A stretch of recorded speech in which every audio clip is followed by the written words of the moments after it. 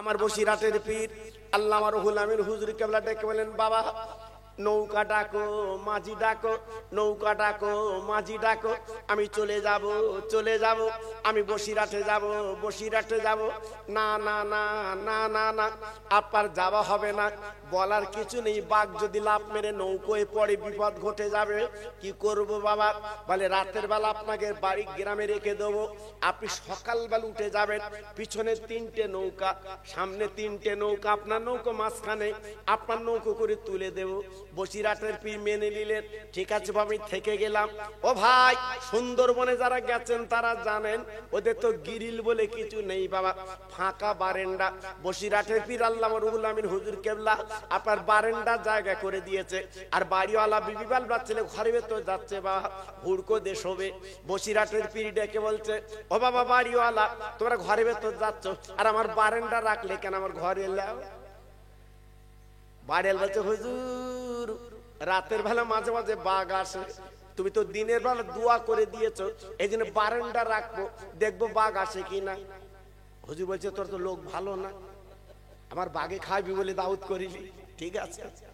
ও ভাইরা রে, আমার বসিরাটের পীর আল্লামা রুহুল আমিন বসিরাটের বাগানে যিনি ঘুমিয়ে আছেন, উনি বারান্দায় একা থেকে গেলেন। বাড়িওয়ালা মাঝে মাঝে জানলা খুলে তাকে তাকে চাঁদনি রাত, রাত 12টার পরে 8 হাত লম্বা বাঘ উঠোনে এসে হাজির, লেজড়া দিচ্ছে।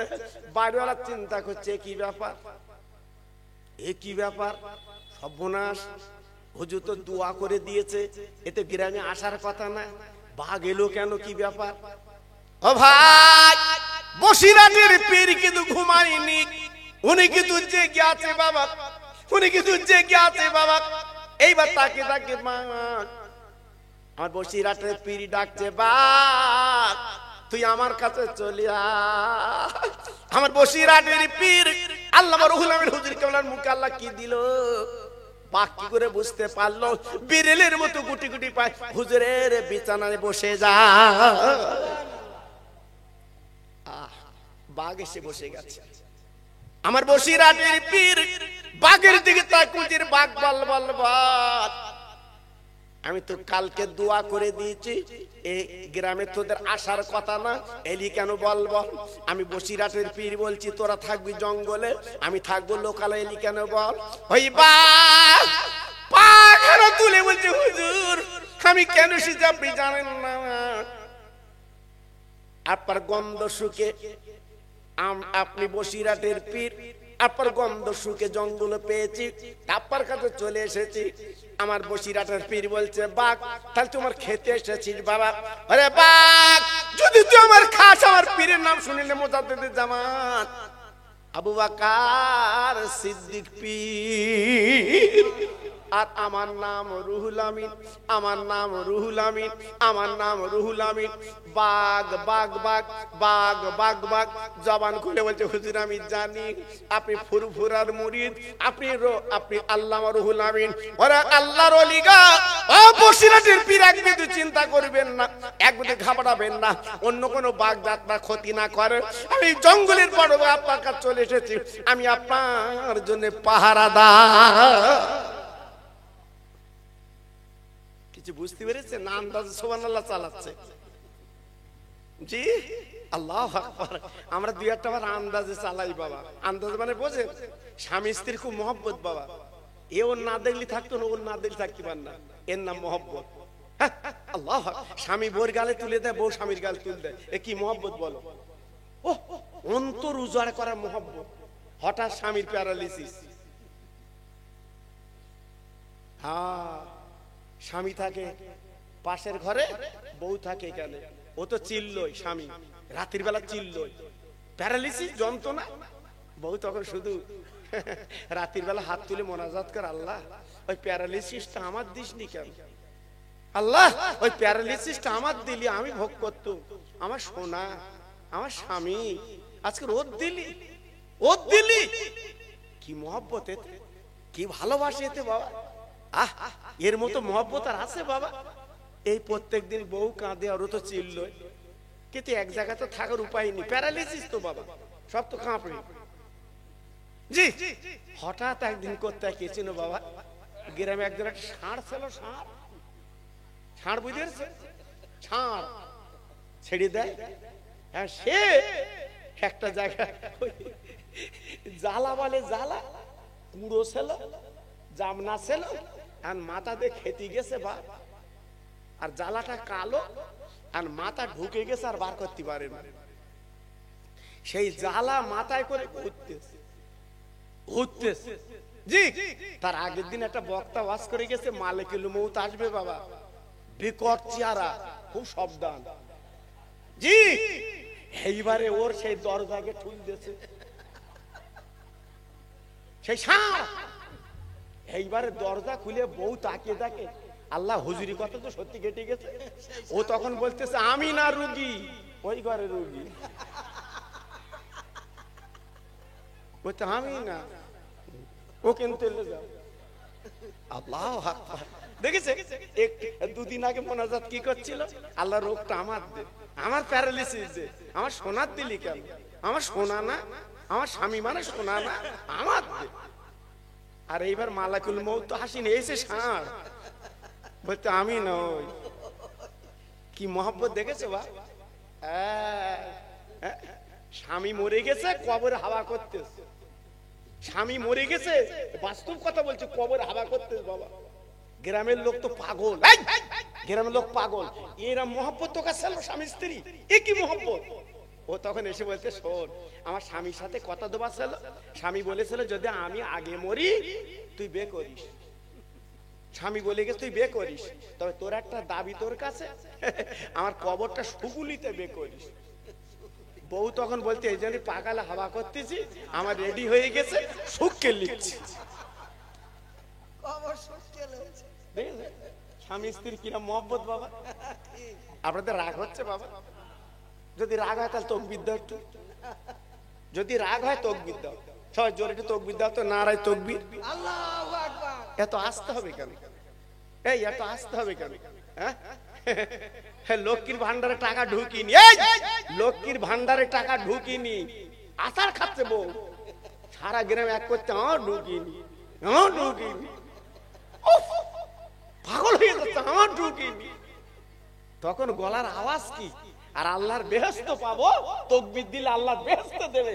মুসলমান তাকবীর দিচ্ছে দেখে, হায় হায় হায়, আমার মনে হচ্ছে যেন চিররোগী সব। একটু আওয়াজ দেন, নারায়ে তাকবীর, আল্লাহু আকবার। মুসলমানের আওয়াজ কম হয়? জি, এই দেখেন, আমি তো বহুদিন পরে এসেছি বাবা। আমি তো মনে মনে করছিলাম বৃষ্টি বাদলা হলে কি হবে, আমার সোনারা সব চেনে বাবা, আমার সব সোনারা আমার চেনে বাবা। জিজ্ঞেস করে দেখে, আল্লাহু আকবার, ইমাম তো, যোগ্য ইমাম তো, জি, সব চেনে, রাজাপুর বাড়ি। আল্লাহু আকবার। ওদের আব্বাদের সাথে আমার অজনচিয়া পরিচয়, ওদের আব্বাদের সাথে। মানে আসকালির বক্তা আমি না কিন্তু বাবা, জিজ্ঞেস করে দেখেন এলাকা, আমি আজকে তো আসকালির বক্তা না, আমি গুড় গুড় করে চাঁদপুর হুজুর সঙ্গে আসতাম রুইডাঙ্গে বাবা। জিজ্ঞেস করে দেখবেন বুড়োদের, যাদের 50-60 বছরের বুড়ো, জিজ্ঞেস করে দেখবে, আমি গুড় গুড় করে ওই হুজুরের ব্যাগ নিয়ে আমি রুইডাঙ্গে আসতাম বাবা। তাও বাগজোড়ার থেকে হেঁটে আসতাম বাবা, ওই রাস্তা তখন কিচ্ছু ছিল না বাবা। হ্যাঁ, হুজুরের দোয়া। এই রুইডাঙ্গা আমি আসি, দেখেননি বাবা, আমি নাইলে ওদের সভা ভালো হয় না। আমার মা বোনেরা বলে, খোকা না, আমি টাকা দেবো না। ফিরগিলি গেছে 2-1 বছর আমি আসিনি বলে ফিরগিলি গেছে, বলতে টাকা আর দেবো না। আল্লাহ, জি, আল্লাহু আকবার। এ দেখেন, মনের সাথে মিল আলাদা বাবা, ভালোবাসা আলাদা বাবা। এজন্য বলছি বাবা, একটু মহব্বতের সঙ্গে আওয়াজ তুলে আল্লাহর নাম লা বাবা। হয়তো মনে করে জীবনের শেষ তকবীরে, কাল কাফন পড়তে হবে, নারায়ে তাকবীর, আরেকটু জোরে, নারায়ে তাকবীর, নারায়ে তাকবীর। সিলসিলায়ে হক ফুরফুরা শরীফ, সিলসিলায়ে হক ফুরফুরা শরীফ, পশ্চিম বেনাগ্রামের মহানিসালে সওয়াব, পশ্চিম বেনাগ্রামের মহানিসালে সওয়াব, আমার ছোট ভাই ইমাম সাহেব, নারায়ে তাকবীর। আরেকটু জিকির করেন জোরে জোরে, লা ইলাহা, সবাই মিলে লা ইলাহা, আরেকটু জোরে, লা ইলাহা লা ইলাহা ইল্লাল্লাহ মুহাম্মাদুর রাসূলুল্লাহ। আমার সঙ্গে পড়ে না হাসবি রব্বি জাল্লাল্লাহ, পড়ুন হাসবি রব্বি জাল্লাল্লাহ মাফি কালবি গায়রুল্লাহ নূর মুহাম্মদ সাল্লাল্লাহ। জোরে জোরে লা ইলাহা, আরেকটু জোরে লা ইলাহা, লা ইলাহা ইল্লাল্লাহ মুহাম্মাদুর রাসূলুল্লাহ। জোরে জোরে আল্লাহুম্মা সাল্লি আলা,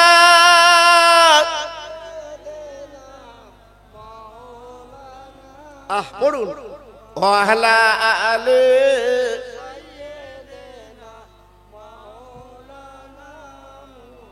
মসজিদের ওই পাশে আমার কবর দিও ভাই,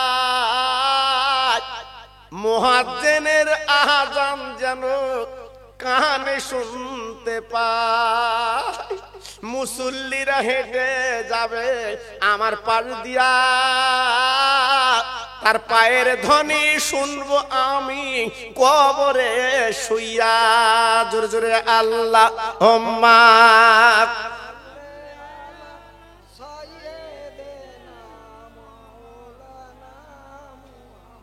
ওয়ালা আলা সাইয়্যিদিনা।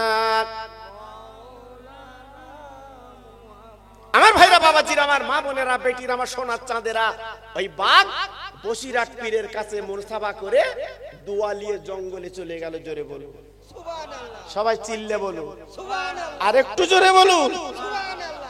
বাড়িওয়ালা সকালবেলা যখন মসজিদ আজান হয়েছে, বাড়িওয়ালা দরজাখানা খুলে দেখে বসিরহাটের পীর ফজরের নামাজ পড়ছে।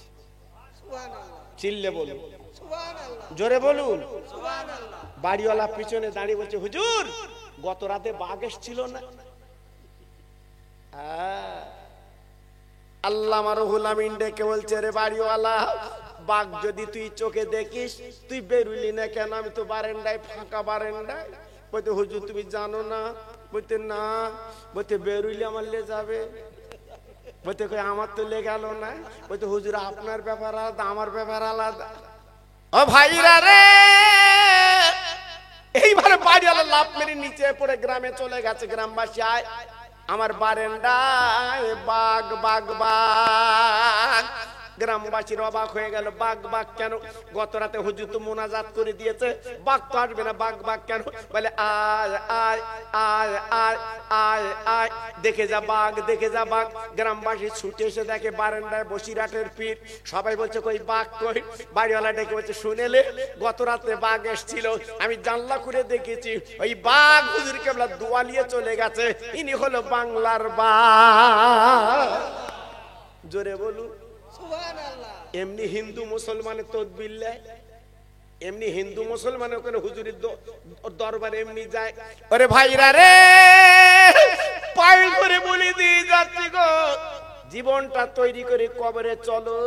ছেলের ভরসায় কবরে যাবে না, মেয়ের ভরসায় কবরে যাবে না, বউর ভরসায় জীবনে কবরে যাবে না। একমাত্র আল্লাহর ভালোবাসায় কবরে যাও। আল্লাহকে চিনে কবরে যাও, আল্লাহকে মেনে কবরে যাও, আল্লাহর মহব্বতে কবরে যাও, আল্লাহর প্রেমে কবরে যাও। লাভ হবে তোমার, লস হবে না। একটা কথা আমি আপনাদের বুঝিয়ে দিচ্ছি, বেশি বলবো না বাবা। এই পৃথিবীর মালিক আমার আল্লাহ। সবাই মিলে জোরে চিল্লে বলেন সুবহানাল্লাহ। পৃথিবীর মালিক কে? আল্লাহ, একমাত্র আল্লাহ। ভাইরা বাবাজিরা গো, আর ওই সঙ্গে নবীর মহব্বতটা করবেন।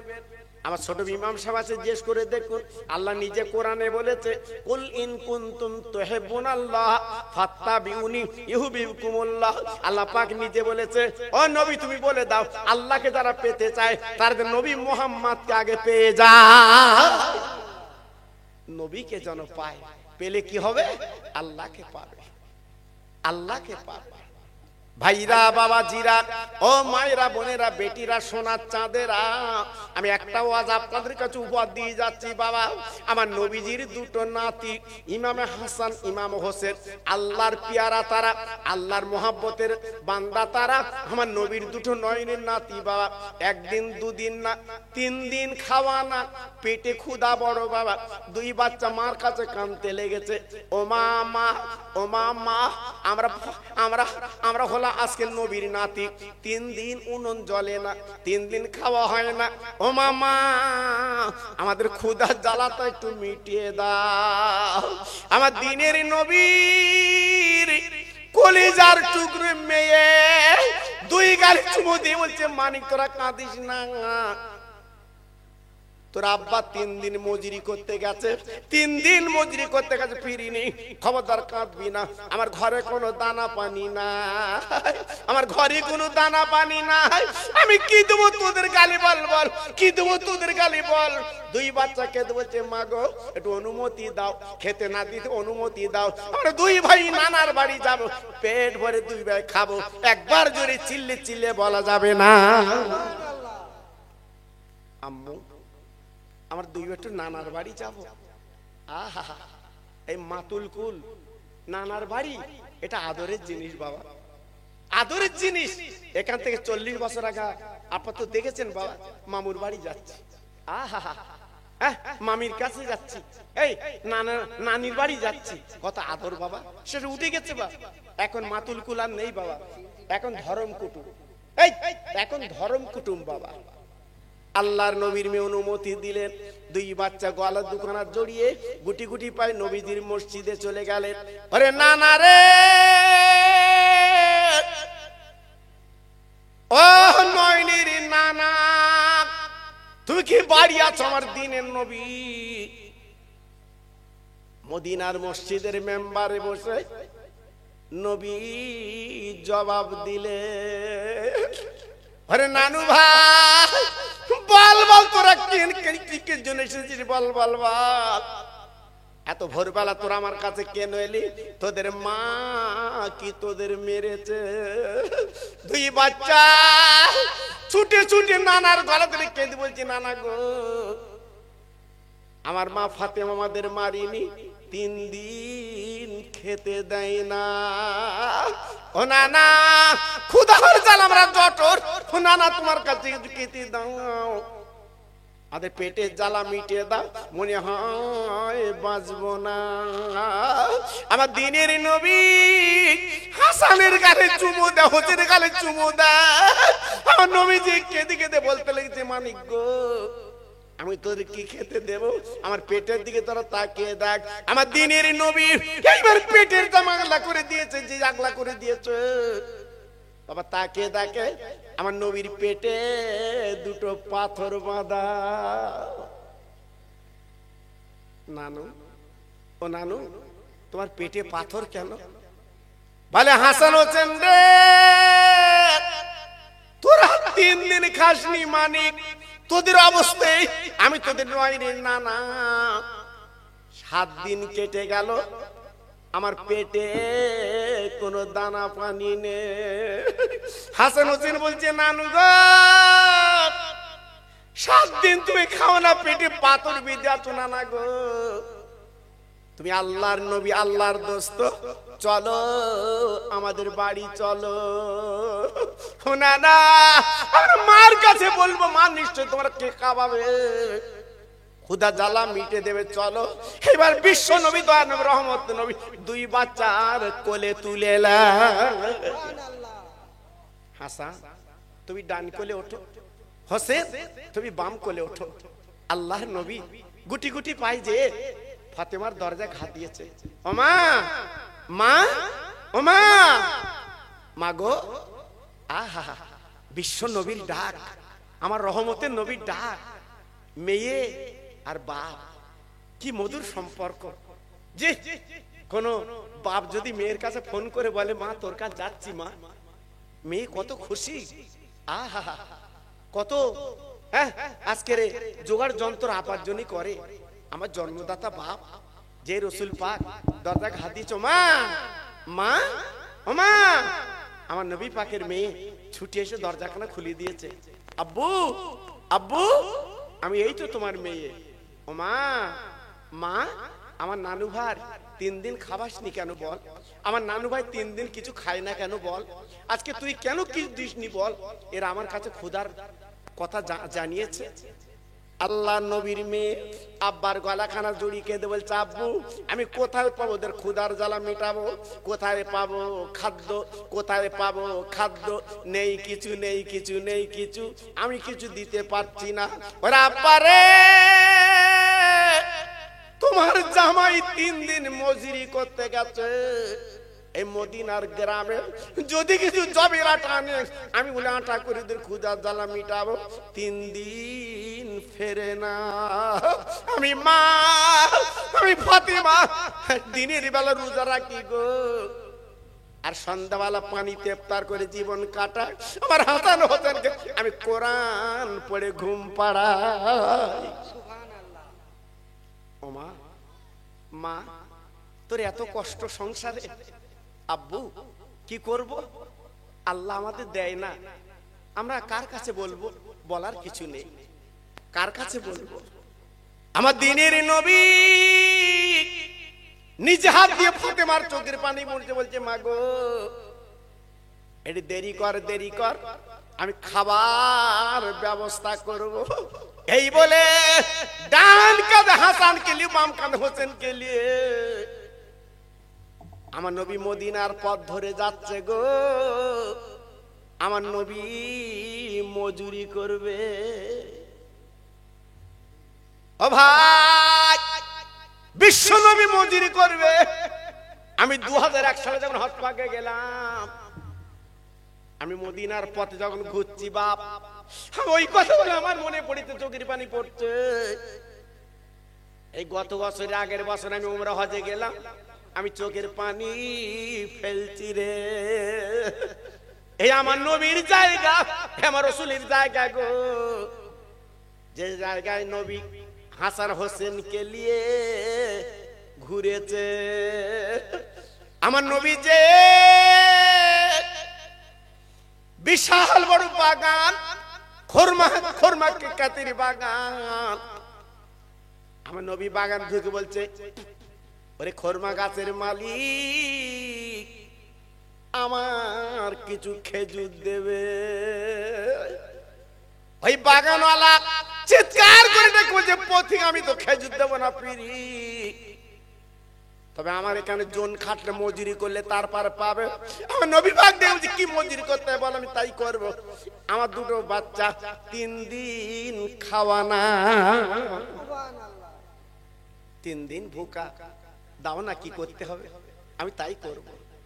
ও ভাই, ওই পাগলা ডেকে বলছে, ও পথিক তুমি দেরি করো না, ওই কুয়ার থেকে পানি তুলে বালতি করে আমার চারাগুলো ভিজিয়ে দাও, একটা করে বালতি পানি তুলবে, একটা করে খেজুর পাবে, যত বালতি পানি তুলবে তত তুমি খেজুর পাবে। আমার দিনের নবী 2 নাতি রেখে এবার নবী আমার বালতি দড়ি নিয়ে ওই কুয়ার থেকে পানি তুলে তুলে চারাগুলো ভিজাতে লেগেছে। ও ভাই, 8 বালতি পানি তোলার পরে এইবার 9 বালতি তুলবে। হঠাৎ দড়িটা ছিঁড়ে বালতি গর্তে পড়ে গেল। ইহুদি ছিল পাশে দাঁড়িয়ে বাগানওয়ালা, ছুটি এসে আমার বিশ্ব নবীর গালে একটা জোরে চড় মারল রে। আমার দিনের নবী ও রহমতের নবী বলছে, ইহুদি তুই আমার গালে মারলি কেন? দড়ি ছিঁড়ে গেছে, আমি কি করব, আমার তো কিছু করার নেই। বলে না না না, এই বালতি না তোলা পর্যন্ত ছাড়বো না। আমার নবী বলে, ইহুদি আমি বালতি কি করে তুলবো, গভীর গর্তে পড়ে গেছে, তুই উঠবে না। আমি 8 বালতি পানি তুলেছি, 8 বালতি 8টা খেজুর আমার দাও, চলে যাবো। ইহুদি ডেকে বলছে, রে পথিক আগে বালতি দাও, আগে বালতি দাও, বালতি দিলে তারপর আমি তোমার খেজুর দেবো। আমার দিনের নবী ওই গর্তের কাছে বসে হাত দুয়ারা তুলে বলছে, মাবুদ গো আমার নানু ভাইয়ের জন্য মজুরি করলাম, আজকের বালতিটা দড়িটা ছেড়ে বালতি গর্তে পড়ে গেছে, এই দেখো আমার গালে মেরেছে, আমি দুঃখ পাচ্ছি না। আয় আল্লাহ, বালতি না তুলে আমার খেজুর দেবেন, আমার দুটো নাতি 3 দিন খাওয়ানা। আমার মা ফাতেমা 3 দিন উনুন জ্বালাতে পারে না, আল্লাহ ব্যবস্থা করে দাও। আল্লাহ বলে নবী গো, এক মিনিট তুমি দেরি করবে না, তোমার নূরের হাতটা গর্তের কাছে দাও, আমি বালতি তোমার হাতে দিয়ে দিচ্ছি। আমার রহমতের নবী, আমার মায়ার নবী, যেই গর্তের কাছে হাতটা দিয়েছে, বালতি হাতে এসে গেছে। জোরে বলুন সুবহানাল্লাহ। আমার রাসূল পাক দেখে বলছি, ইহুদি এই লাও তোমার বালতি, লাও দাও, আমার খেজুর দাও। 8টা খেজুর দিল। আমার নবী পাক কি করলো, পাঁজা করে নিয়ে 2 নাতির কাঁধে করে চলে যাচ্ছে ফাতেমার বাড়ি। আহা, ফাতেমার বাড়ি যাচ্ছে আমার নবী। ও ভাইরা রে, দুজন পথিক তারা যাচ্ছিল রাস্তা দিয়ে। ওই বাগানওয়ালা ডেকে বলছে, পথিক, যে বাচ্চা দুটো কাঁধে করে নিয়ে যাচ্ছে কোন দিকে গেছে বলো? পথিক বলি, ইহুদি তুমি কি জানো না উনি কে? তুমি কি জানো না, দেখুনি কখনো? বলে আমি কখনো দেখিনি, চিনি না। বলে উনি রহমতের নবী। ইহুদি চিন্তায় পড়ে গেল। আল্লাহ যার নাম জবুর কেতাবে লেখা, তাওরাত ইনজিল কেতাবে লেখা, তিনি সেই নবী। আজ তেনার গালে আমি যখন মেরেছি, এক বিন্দু দেরি করে ঘরের মধ্যে গেল, একটা অস্ত্র বার করে যে ডান হাতে নবীর গালে মেরেছে, ওই হাতখানা কেটে ফেললো। গল গল করে রক্ত বার হচ্ছে। সঙ্গে সঙ্গে সাদা কাপড় জড়িয়ে আমার নবীর খোঁজে চলে গেছে। জোরে বলুন সুবহানাল্লাহ। আর একটু চিল্লে বলা গেল না? আমার নবী পাক সবে ঘরে ঢুকেছে। বাবা ফাতেমার ঘরে ঢুকেছে। মা, মা, ও মা, আমি তোর আব্বু এসেছি মা। আমার নবী পাকের মেয়ে দরজাখানা খুলে দিয়ে দেখে 2 কাঁধে 2টো বাচ্চা, আর হাতের মধ্যে কি, আর আমার নবী পাকের গালে 5টা আঙ্গুলের দাগ। ফাতেমা ডেকে বলছে, আব্বু, আব্বু তোমার গালে দাগ কেন আব্বু? কে মেরেছে তোমার গালে? আহা, মেয়ে তো কত আদরের জিনিস বাবা, কত মহব্বতের জিনিস। আব্বু তোমার গালে কে মারলো আব্বু? বলো আমি সেখানে যাব। আমার নবী পাক দেখে বলছে, মা গো, ওই 8টা খেজুর এনেছি, খা। ফাতেমা বলে, আব্বু রে, আমি খেজুর খাবো না আব্বা, আমি খেজুর খাবো না আব্বা, তুমি একবার বলো। বলো আব্বু গো, এ তোমার গালে মেরেছে, আমি তার বদলা নেব। এই বলতে না বলতে ইহুদি দরজা নক করলো। নবী গো, একবার দরজাখানা খুলে দাও। আমার দিনের নবী দরজাখানা খুলিয়ে দেখে ইহুদি নবীর গালে মেরেছিল, ইহুদি হাজির। বাবা ইহুদি, আমি তো তোমার বালতি তুলি দেখছি বাবা, তুমি আমার কাছে আবার এলে কেন বলো? কি খবর তোমার বাবা? তুমি তো আমার গালে মেরেছো বাবা, তোমার কি এখনো পোষায়নি? তুমি আরেকটা গালে মারবে বাবা? ইহুদি বলে, নবী গো, আমি যে অন্যায় করি চাপার গালে মেরে, তার বিচার আমি নিজে করেছি। তাকে দেখে আমার নিজে হাত কানা কেটে ফেলেছি। ও নবী, ঈমানের কলমা আমার পড়িতে আমি মুসলমান হব, আমি কোরআন বুকে নেব, ইসলাম বুকে নেব। আমার দিনের নবী ডেকে বলছি, ইহুদি তুই ডান হাতে তো কলমা পড়তে পারবে না, যাও যা, যে হাতটা তুই কেটে ফেলেছো, ওই হাতখানা তুমি নিয়ে এসো, আমি নবী জোড়া লাগিয়ে দিচ্ছি। আর একটু জোরে বলা গেল না? আর একটু চিল্লে বলা গেল না? ইহুদি এইবারে চলে গেল সেই গর্তের কাছে, হাতখানা আনলো রে। আমার নবীর হাতে যখন দিয়েছে হাত, কাটা হাত, তখন হাত লাপাচ্ছে। আমার নবী পাক ডেকে বলছে, মাবুদ গো, ইহুদি যে হাতে আমার গালে মেরেছে, নিজের বিচার নিজে করেছে, হাতখানা কেটেছে, কিন্তু কলমা পড়বে, এখন আমি কি করব? আল্লাহ বলে, নবী গো, ভুল যখন বুঝতে পেরেছে তুমি দেরি করো না, ওই কাটা জায়গা হাতখানা তুমি ধরো, আমি আল্লাহ জোড়া লাগিয়ে দিচ্ছি। আমার নবী বিসমিল্লাহ বলে যখন সেই কাটা জায়গা হাতখানা ধরেছে, সঙ্গে সঙ্গে জোড়া লেগে গেছে। সুবহানাল্লাহ, সুবহানাল্লাহ। সঙ্গে সঙ্গে ওই হাত দিয়ে ইমানের কলমা পড়ে মুসলমান হয়ে গেল। একটু জোরে বললেন না? আর একটু সবাই মিলেমিশে বললেন না? আর জোরে বলতে পারলেন না? বলে নবী গো একটু দাঁড়ান, আমার সব পরিবার ইমানের কলমা পড়ে মুসলমান হব, আর আমার বাড়ি যত সম্পদ আছে, যত সোনা আছে, যত টাকা আছে, সব আপনার পায়ে আমি দান করতে রাজি। সুবহানাল্লাহ। দেখেছেন আমার নবীর ধৈর্য কত বাবা? আমার নবীর ধৈর্য কত? নবীর গালে মেরেছে, নবী আমার বদলা নিল না বাবা। নবী তো ওখানে দেখলি ইহুদি একা ছিল বাবা, আমার নবী ইচ্ছা করলে দুই ঘুষিতে ওরে সুবিধা পারতেন, কিন্তু না, আমার নবী সে নবী না। আল্লাহ কোরআনে বলেছে ওমা আরসালনাকা ইল্লা রাহমাতাল লিল আলামিন, দয়ার সাগর নবী, দয়ার করুণা নবী বাবা। সেই নবীর উম্মত আমি আপনি।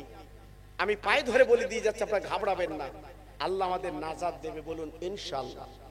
সবাই জোরে বলুন, আর একটু চিল্লে বলুন। আমি প্রত্যেক ভাইয়ের কাছে দাবি করছি যে কদিন বাঁচবেন মিথ্যে কথা বলবেন না, নামাজটা পড়বেন। পায়ে ধরে বলছি, আইলে আর খেলার দরকার নেই বাবা। আর বন্ধনের টাকাটা খাস না আমার সোনা, এখনো ফিরে আয়, এখনো ফিরে আয়। রুজির মালিক আমার আল্লাহ। একটু জোরে বলুন, চিল্লে বলুন। আচ্ছা মার পেটে আমরা যখন ছিলাম, আমরা কি বন্ধনের টাকা লিছি বা? আরে কথা বলেন না কেন? আমরা মার পেটে 10 মাস ধরে ছিলাম, বন্ধনের টাকা লিছি, তখন কে খাইয়েছে? আর কে খাইয়েছে? আল্লাহ। হ্যাঁ, 3টে ইট ভাটা আমার এলাকা, 3টে জলকর। আমি চাচা তোমার মতো সুখী বোধহয় দুনিয়ায় নেই। আমার বলতে আমার মতো অসুখী কেউ নেই। কেন? বলছে রাত্রি ঘুম হয় না, বালিশের কাছে মোবাইল রাখি, কোন লরি ড্রাইভার আমার ফোন দেবে তার টেকিনি, হয়তো মেরে দেশ। আমার কথা বুঝতে পারেননি? হ্যাঁ, জল করে লস। জি, আমি সুখ নেই, রাত্রি ঘুম হয় না। একটা গরিব সারাদিন মাঠে খেটে, আহা, তার ঘরে ফ্রিজ নেই, তার ঘরে ভালো পাকা নেই, মন খুলে ঘুমাচ্ছে। জি, এই জন্য হাদিস পাকে বলা আছে, রাসূল বলেছে গরিব কিয়ামতের ময়দানে ধনীর চেয়ে 500 বছর আগে জান্নাতে যাবে। চিল্লে বলুন, আর একটু জোরে বলুন, আর একটু জোরে বলুন। এই জন্য আমার ব্যানার ভাইদের আমি পায়ে ধরে বলে দিয়ে যাচ্ছি, আমি খোকা ভাই বলছি বাবা, নিজের জীবনটা পরিবর্তন করুন। কেউ কারুন না, ছেলে মেয়ে বউ কেউ কারুন না বাবা। আজকের মরে দেখো 4 দিনের দিন আনন্দ করে খাবে, আবার দই এনে খাবে, দই। গ্রামের কেনা বলেছে দই এনে খাও, দই এনে খাচ্ছে। এত বড় কি বলবো, আর মুখ খারাপ করবো? জি, আল্লাহু আকবার। জি, ওই একবার তো কবরের কাছে গেলি না, এই কবরের কাছে একবার গেলি, একটু দোয়া করলি না তো তোর বাপের জন্য, তোর মার জন্য? দই এনে খাওয়াচ্ছে লোকজনে, দেখাচ্ছে, দেখ। আবার ক্যাটারিং করিস, ক্যাটারিং। ও বাবা, খাওয়ানোর কায়দা কি? আবার ঘুরি করে বলতেছে কিরাম হচ্ছে খাওয়া। বলছি সত্যি, তোর বাড়ির খাওয়া এ জীবনে ভোলা যাবে না। কারণ একজন পেটুক ছেলে ভাব, যে কোনো বাড়ি যাবে বদনাম দেবে। ওই উঠে যাচ্ছে আর বলতেছে আলু গলিনি বলে চলে গেল। আচ্ছা বলো, এত টাকা খরচ করে মনটা কিরম হয়? এক বাড়ি খানা খেয়ে চলে যাচ্ছে, বলতে পারবে না, তা করতে গেছে কেন? আচ্ছা বলো কিরম মনটা হয়? ধর করে গ্রামবাসী কি করেছে, একটা ধনী লোক দাউদ দেশ, দাউদ দেওয়াতে তুই কিরম বদনাম দিস, আজকে তোর খাওয়াবো, হুলকুন পর্যন্ত তুলবো তো। ও বলছে ভালো রান্না হলে তোর বদনাম দেবো না। অধিক ঠিক আছে বাবা। এইবার বসিরহাট থেকে বাবু চেনেছে, দামি বাবুচ্চি বাবা, এইরাম রান্নি এনে এইবার মোটামুটি 2-1 লোক কুটুম দাউদ দে, ওরে মাঝখানে বসকে খা। ও খাচ্ছে, অনেকদিন তো পায় না, খাচ্ছে, খেয়ে খেয়ে খেয়ে খেয়ে আর যখন ভেতরে যাচ্ছে না, বলছে তৈলে, বলছে না বলতে পারতেন না, না বললি তো বমি হবে। এইবার মোটামুটি ভালো খেয়ে এবার হাত পা ধুয়ে বলছে বল খাবা কিরে, বলো বল। বলছে ভাই সব তো রান্নার অতুলনীয়, তো সব ভালো হয়েছে, বসা একটু কাছাকাছি হয়ে গেছে। বাড়িওয়ালা বলতে সেই বদনাম, সেই বদনাম। বাপ, যারা বদনাম দেবে তারা দেবে, তোমার কাজ তোমাকে করতে হবে। ইমাম সাহেব যখন দোয়া করতে যাবে উচিত কি তোমার আব্বা তোমার বাপ তার নামে দোয়া হবে, তুমি যাও একটু মোনাজাত করো, তোমার লোক কুটুম মিলে একটু মোনাজাত দাও। বলে আমার সময় নেই, আমি এদিক সব জোগাড় যন্ত্র করবো না। বাপটা তো তোমার, তোমার পিঠে চুলকুনি লেগেছে, অন্য লোক যদি চুলকে দেয় ঠিক জায়গায় হাত দেয়, এই ডাঁ এই বাঁ এই কোন দিকে কুমড়ে দিচ্ছি ঠিক করে দে। কিন্তু নিজে যদি একটা কাটিলে চুলকুনি, এই জন্য বলছি বাবা নিজে চুলকুনি শেখো, শেখো মা বাপের নামে দোয়া করতে শেখো। তোমার ছোট বাচ্চাটা নিয়ে যাও, চল তোর দাদার কবর জিয়ারত করবো, চল। এগুলো করবেন বাবা, আল্লাহ বরকত দেবে। সবাই একটু দাঁড়ান তো, সবাই একটু দাঁড়িয়ে যান, সবাই একটু দাঁড়িয়ে যান। ইয়া নবী সালাম, সবাই দাঁড়ান।